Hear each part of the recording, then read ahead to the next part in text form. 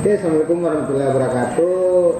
Alhamdulillah malam hari ini Celoteh Muda kedatangan tamu yang sangat spesial.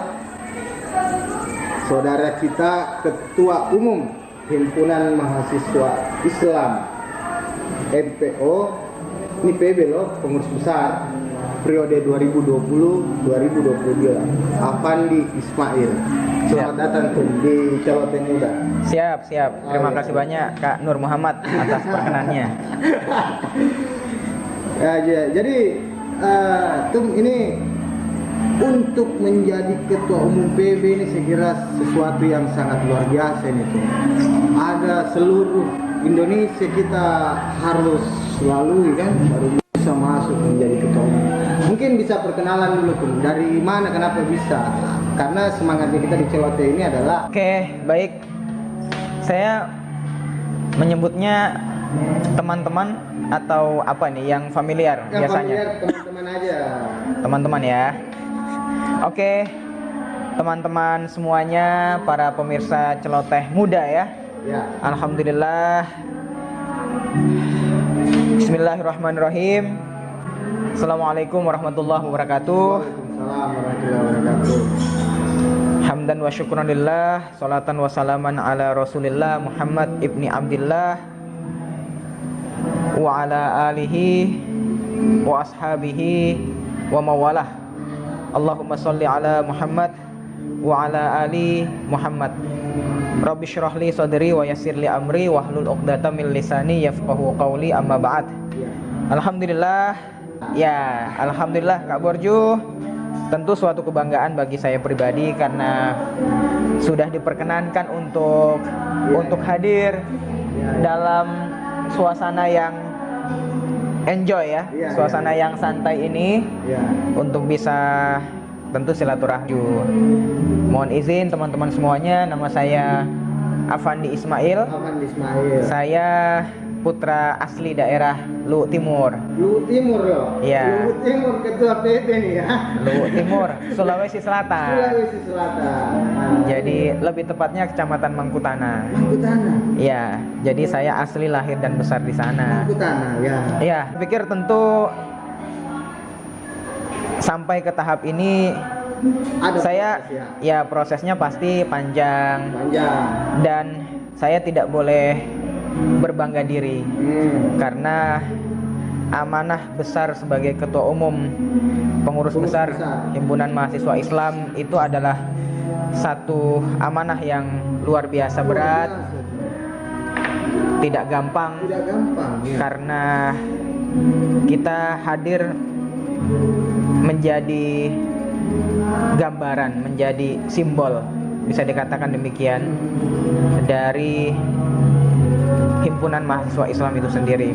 Makanya saya pikir ini bukanlah suatu yang harus kita banggakan ya, bahwa kita bersyukur iya, tapi bersyukur dan ikhlas kan? Bersyukur dan ikhlas itu ya. Nah, tapi yang paling penting dari itu semua adalah bahwa ini adalah amanah. Makanya innalillahi wa inna ilaihi rajiun. Tapi optimislah bahwa la yukallifullahu nafsan illa wus'aha. Tantangan ujian dari amanah besar ini pasti akan bisa kita lewati. Alhamdulillah. Gitu. Tapi ini prosesnya mulai setelah di Mangkutana, kuliahnya di Saya kuliah, ya alhamdulillah saya kuliah S1 di UNM. Universitas Negeri Makassar. Ya. Jangan UNM lah, UNM kan gitu. Bukan UNM ya? Ya. Ya. Jadi saya alhamdulillah Allah izinkan kuliah di UNM S1, tepatnya di Fakultas Ilmu Pendidikan, jurusan Teknologi Pendidikan. Mungkin Petarani. yang di awalnya dulu di Petarani, kemudian sekarang sudah di Tamalate. Oh, di Tamalate. Ya. Nah, jadi teman-teman pemirsa Celoteh Muda, ya mungkin ada yang menyaksikan saya ini alumni Teknologi Pendidikan UNM. Oke. Ya. Terus setelah dari UNM itu S2-nya lanjut? Alhamdulillah Allah izinkan saya 2013 hijrah ke Jakarta. Kemudian saya lanjut studi di Universitas Negeri Jakarta. Alhamdulillah saya masuk 2013. Kemudian Allah izinkan selesai 2016 dan saya double degree.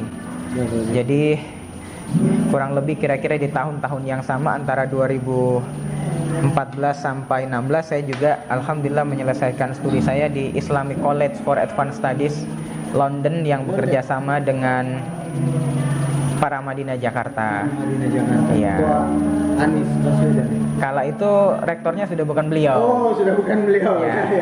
Ya. Nah, terus terpilih jadi ketua umum PB.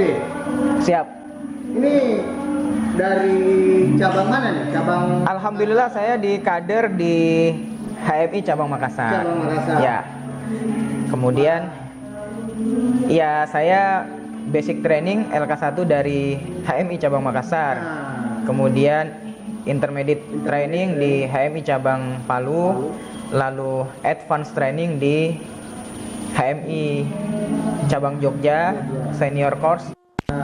Bisa menarik hati teman-teman cabang untuk memilih kiat-kiatnya apa itu?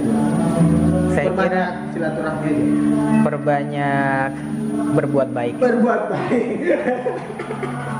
Ya, saya kira itu menarik gitu tuh. Iya. Ini kita sudah masuk wilayah perkenalan ya. Oke. Nah, sekarang kita masuk di wilayah-wilayah isu. Oke. Nah, sekarang kan yang lagi hangat ini terkait Omnibus Law ini. Iya, siap. Omnibus Law ini HMI menolak atau menerima? Kita tegas menolak. Menolak. Iya. Omnibus Law. Kita tegas menolak Iya, Omnibus iya, Law. iya, iya.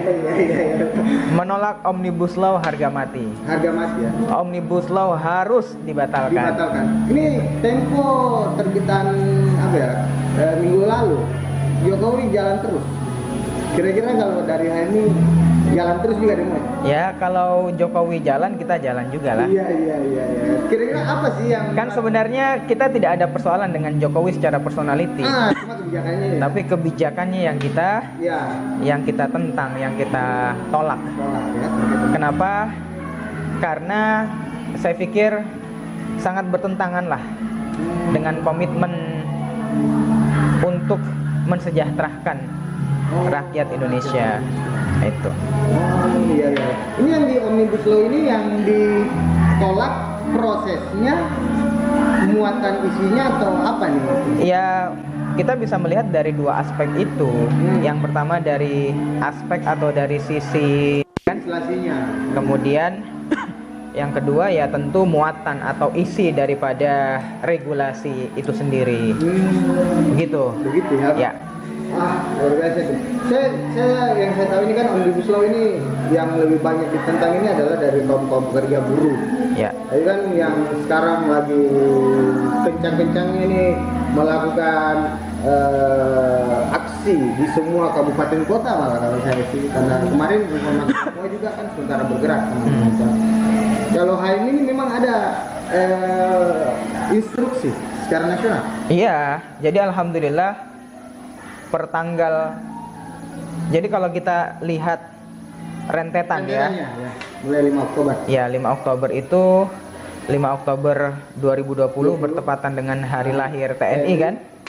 Itu DPR mensahkan Omnibus Law Ya. secara ya menurut kita sih secara tidak transparan lah. Nah, kemudian tentu dong karena kan proses kritik penolakan daripada Omnibus Law ini kan sudah berlangsung sejak beberapa bulan sebelumnya ya. Iya, ini kan sudah 6 bulan. Ya. Nah, jadi ketika disahkan 5 Oktober 2020 tentunya pasti menuai reaksi penolakan perlawanan dari berbagai elemen gerakan termasuk HMI sendiri. Sehingga alhamdulillah PB HMI bersama dengan Aliansi Pemuda Islam Bergerak, di dalamnya tergabung OKP Islam. Itu semuanya kita bersepakat untuk membangun kekuatan aliansi menolak undang-undang Omnibus Law, dan tercatat pertanggal 7 Oktober kita sudah turun. Kemudian alhamdulillah instruksi kita juga terbit ya pada tanggal 7 Oktober itu kalau saya tidak salah ya. Sehingga mengundang atau mendapatkan respon yang positif dari semua cabang-cabang HMI se-Indonesia akhirnya teman-teman turun, tentu dengan pola, dengan konsep gerakan yang dibangun bersama dengan aliansi-aliansi yang ada di wilayahnya masing-masing, dan berjalan ya terus frekuensi aksi itu atau eskalasi itu sampai kemudian kemarin PBHMI mengeluarkan instruksi kembali secara nasional kepada seluruh cabang-cabang di Indonesia untuk kita melakukan aksi nasional kemarin, dan ya kemarin 20 Oktober.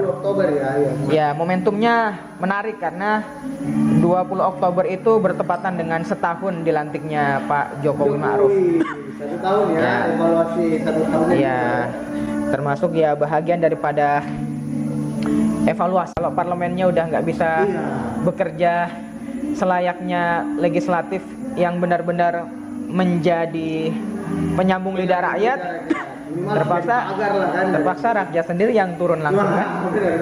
Tapi kan kalau pemerintah sih dia mengatakan bahwa ini jalur konstitusionalnya itu ada MK. Ya. Apakah itu ditempuh juga tuh? Kita ini agak pesimis ya, bukan agak, sebenarnya sangat pesimis. Sangat pesimis ya. Jadi kalau misalnya kita ingin bikin gradasi itu ya, gradasinya sangat pesimis. Kenapa? Ya bukan tanpa alasan. Kita bisa melihat dari porsi hakim MK yang ada di dalam kan. Iya, kita dipilih 3 orang dari DPR. Ya. 3 orang dari presiden. 3 orang di luar itu kan. Jadi 3 banding 6 ini kan agak impossible, agak tidak masuk akal lah. Di DPR aja lolos, apalagi di MK ya. Iya. Jadi ya sebenarnya kita juga membaca bahwa kenapa kemudian presiden, kenapa kemudian Menko Polhukam, Prof. Mahfud MD itu kemudian ya termasuk jajaran menteri-menteri yang lain ya, beberapa itu dalam banyak konferensi persnya misalnya mendorong untuk udahlah kalau tidak terima pakai jalur yang konstitusional. Apa itu tawarannya MK? Nampaknya mereka sangat optimis.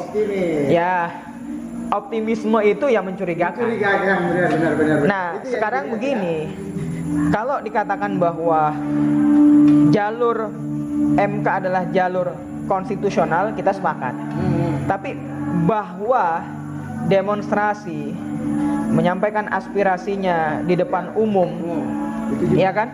Itu juga konstitusional. Itu diatur juga dalam undang-undang. Iya. Dan ingat bahwa aparat keamanan tidak boleh represif, tidak boleh bertindak kasar terhadap masa aksi. Iya, ini kan sekarang yang ramai di media sosial di Facebook itu kan ini tindakan represif dari aparat terhadap mahasiswa.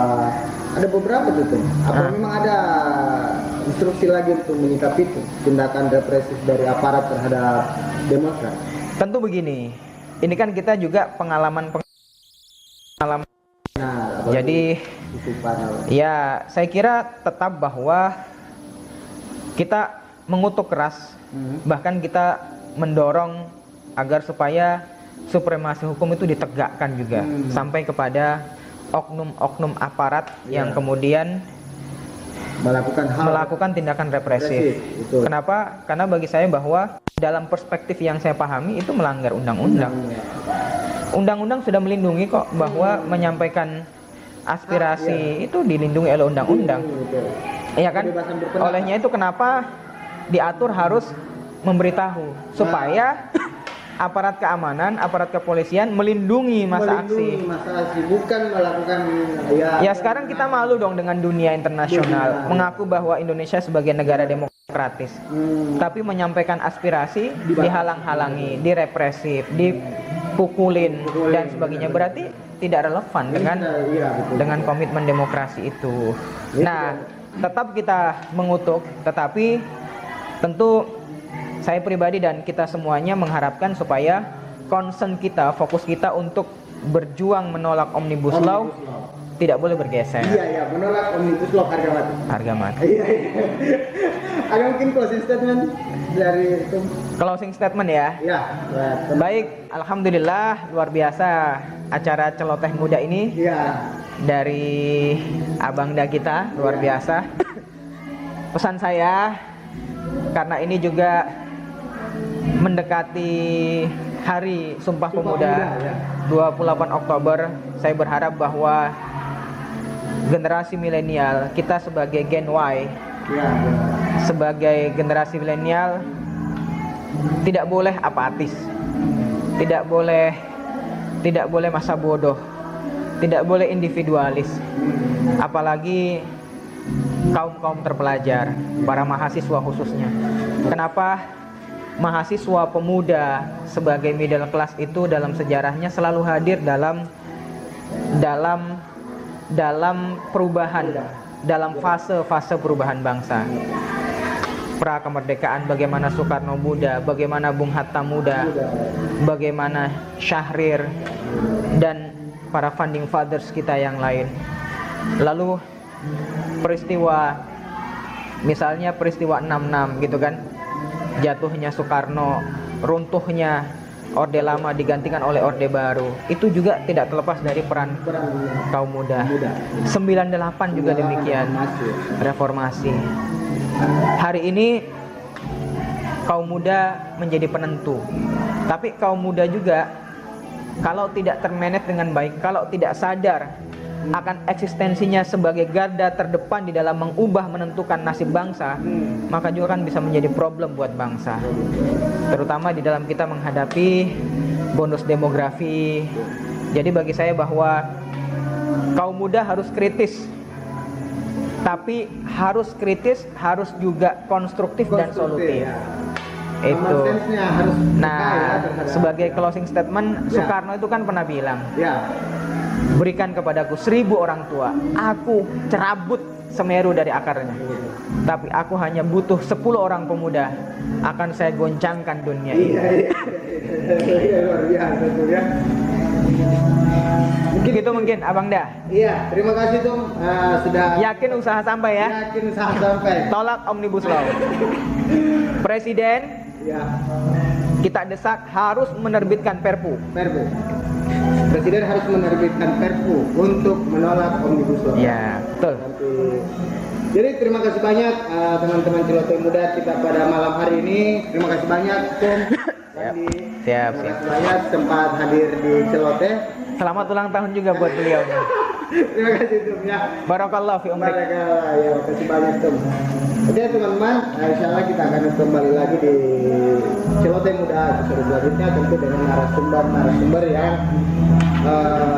mempunyai kapasitas dan di bidangnya masing-masing. Sampai jumpa. Terima kasih Tum. Terima kasih. Ya. Assalamualaikum teman-teman.